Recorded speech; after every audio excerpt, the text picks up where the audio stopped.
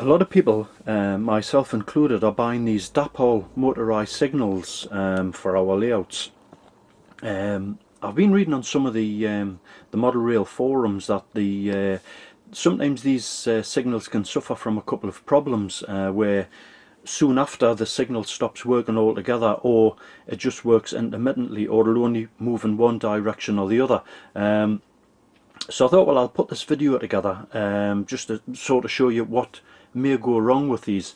As far as I'm aware, there's only really two things that can really go wrong with them, and as long as the motor's still operating correctly, there's no reason why the signal couldn't be repaired. I actually had one go off the other week. I was just sort of messing around with it on the bench. I haven't got any signals installed on my layout yet. It's nowhere near ready for signaling yet. It's going to be a while before I get to that stage, but I've been getting the signals in the meantime, the ones that I want, these Dapol LMS 00 gauge motorised signals. As I say, I had one that started acting up the other week, and I thought, well, it was working one way but not the other, and I thought, well, there can't really be much wrong with it if it's, you know, if it's sort of half working. So I thought, well, I'll take it apart and have a look at it, which is what I'll do with this one, and let you have a look at the inside and that, and I'll show you how I was able to repair mine. But what was happening with mine was, when the signal's at the danger position, which it is now, when I was activating the signal, the motor would operate, but the arm was still staying in danger, which you can see that it's moved to the off position. That's obviously because the signal's been repaired now, but it was just staying at the danger position. So if I move the signal arm up with my finger and then set the signal to the on position rather, the signal would return to danger as it should, under the power of the motor. So as I say, I thought, well, there can't be much wrong with it if it's working one way but not the other. So what I did was I took the signal apart and I had a look at it, and I'll do the same with this one now, and I'll show you exactly what I found with mine.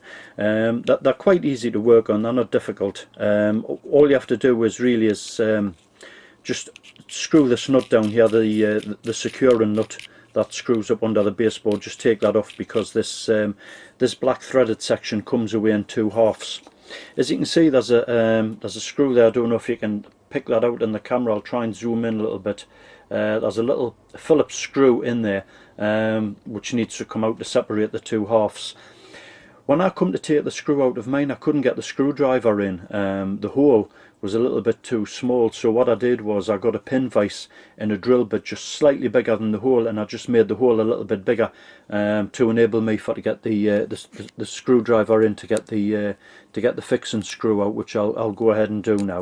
They're not normally that tight, these screws. I've had a couple of these out now, and they come out fairly easy. You don't need to worry about them not being able to come out. Now, as you can see there on the end of the screwdriver, the screw's very small, so be careful when you lay that down that you don't lose it anywhere.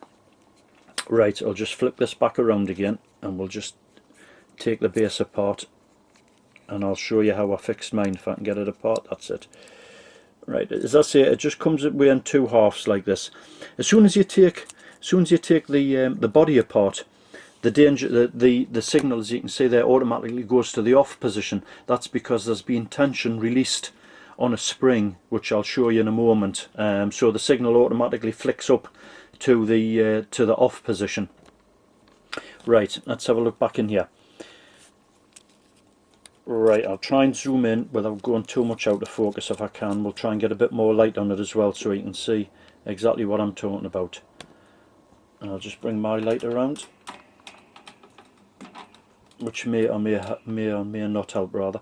Right, you can see here there's an operating mechanism here, and it's like a little worm gear. And what happens is when you activate the switch, which I'll try and do, you'll have to bear in mind that I'm trying to do this all one-handed and try and keep everything in shot so you can see what I'm talking about. I'll activate the motor, and you'll see the little worm gear moving. That's it there. That's the signal that would normally come to the on position if it was all sort of fixed up in place. And then when you flick it again, you'll see that the little plastic bit goes up to the top there. Now what actually happens is, it's this black piece here that presses against that spring that causes the signal arm to move. In the up position, that little black piece there is pushed that spring up there, so the signal's in the danger position there. As soon as that little black piece of plastic travels down over, obviously this is released and the signal can go to the off position. Now one of the things that can go wrong with this is this little setup here can become unseated from this little worm drive gear thing there, which as you can see it has there. Now once that happens, the signal won't work at all. The motor will operate as normal, but there'll be no movement at all on the signal arm until this is reseated back onto there. Now the easiest way to do that, if it happens to come out, is if you just just let it slide back down. There's like two little rail things there. There's one there and there's one there. It just slides on those rails. Just let it come back down to the bottom there like that, and then if you just activate the signal again, it automatically pulls itself back onto the worm. And then if we switch it again, it goes back up. That would be the signal in the on position. The plastic travels down, that little bit of plastic there travels down, and that's the signal in the off position there now, because the tension's been released on that spring there that I showed you earlier on. So that's one of the ways that one of these Dapol signals can start and act up if this becomes unseated from this little worm gear drive thing there. As I say, once that comes out the way it was up there before what I showed you, you'll have no movement on the signal arm at all. Now one of the problems I've encountered with these is that I only had movement in one direction only, and that was due to this little spring here. Now I don't know if you can see that arm there, if you can pick that up on the camera okay, but that part of the spring there sits on top of that little plastic piece here. Now what had happened on mine was that piece of spring there, this arm or leg of the spring, had come off that and it was sort of just hanging down here. So obviously then there was no tension at all on this piece. You can see there that the spring brings it back down as soon as you release it. That's the signal on there, and that's the signal off. So what was happening with mine was, as I explained, when I was activating the signal to the off position, because this spring wasn't attached to there was no movement on this section at all. So obviously the arm didn't move. But because the signal was working in the on position, obviously when this was activated, this part travels up, but it's on this side here, and obviously pushes against the spring there and just pushes the arm back up again. So the signal was returning back to the on position as normal. It was just the off position that it wouldn't work with. So that was, as I say, I think pretty much that is probably all that you would have going wrong with the Dapol signal. I mean, as long as the motor's still functioning and you can hear it working, it's probably going to be either, you know, it's going to be either that problem there or maybe that problem there, or possibly both of them, why your signal's not working properly. So I just thought I would share that with you anyway, and we'll put the signal back together, and then we'll test the signal again just to make sure that it's working properly. So the signal there, as I say, it's activated in the that's in the off position. So we need to activate it so the operating mechanism is in the on position, which it is there. You've just seen the little piece of plastic there travel up over on the gear. So what we'll do now is I'll just take the zoom back off the camera.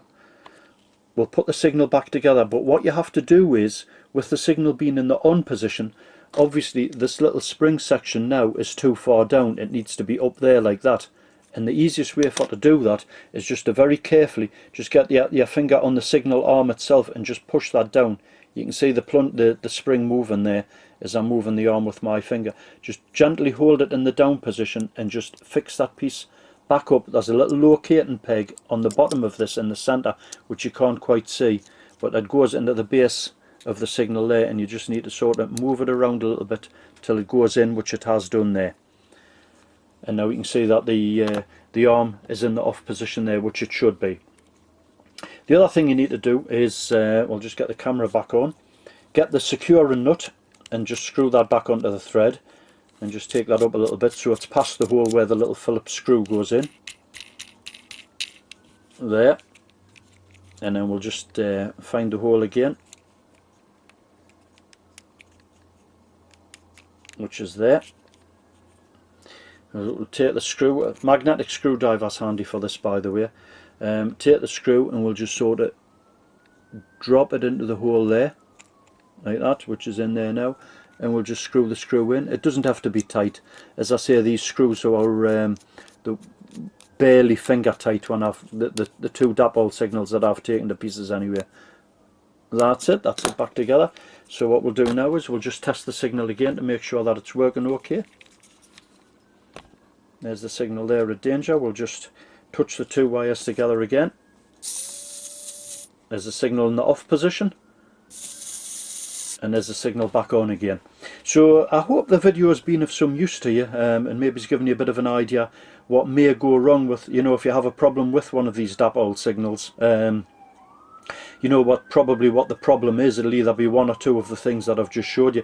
I would imagine all the other Dapol signals will be the same. This is one of the LMS upper quadrant signals. I would imagine the lower quadrant signals will operate in exactly the same manner. So if you have a problem with them, you'll know what to look for. So anyway, I hope the video has been of some help to you. So I'll speak to you soon. Cheers. Bye.